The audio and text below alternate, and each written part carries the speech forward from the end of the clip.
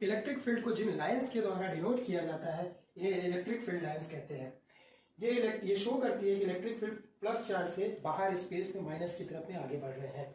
यहाँ प्लस में कोई एक चार्ज हो सकता है जिससे होके जिसके द्वारा बाकी के चार्जेस के ऊपर कोई फोर्स लगाया जा रहा है।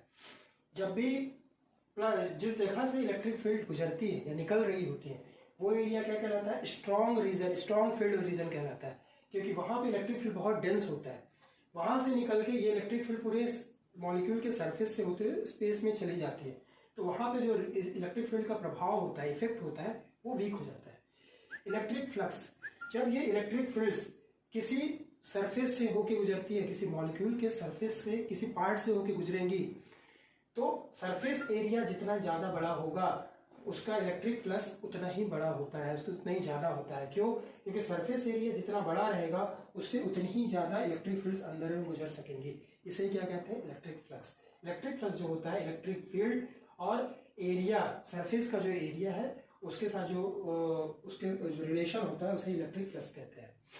इलेक्ट्रिक डायपोल, जब दो अपोजिट चार्जेस, सेम चार्जेस लेकिन अपोजिट, ठीक है, तो एक दूसरे को एक निश्चित डिस्टेंस पे मौजूद रहते हैं, जितने नजदीक से नजदीक वो मौजूद रहे तो उनके बीच का जो सेपरेशन लाइन होता है, उनके बीच का जो डिस्टेंस होता है उसे इलेक्ट्रिक डायपोल कहते हैं। इलेक्ट्रिक डायपोल कभी भी जीरो नहीं हो सकता। क्यों?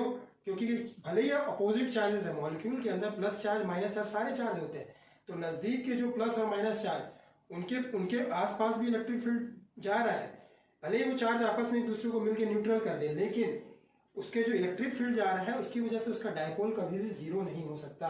क्योंकि इलेक्ट्रिक डायपोल जो होता है ये चार्ज इनटू डिस्टेंस, चार्जेस के बीच का जो डिस्टेंस है उसे इलेक्ट्रिक डायपोल कहते हैं, जो डिपेंड करता है, जो निर्भर रहता है इलेक्ट्रिक फील्ड पर। इलेक्ट्रिक फील्ड कभी जीरो नहीं होता, इसका डायपोल कभी जीरो नहीं हो सकता।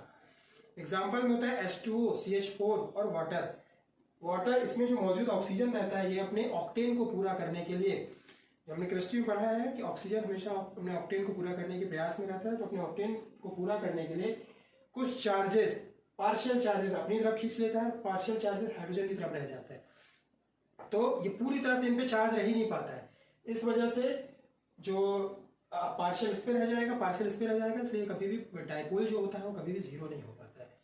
डिटेल में हमारे वीडियो देखने के लिए यूट्यूब लिंक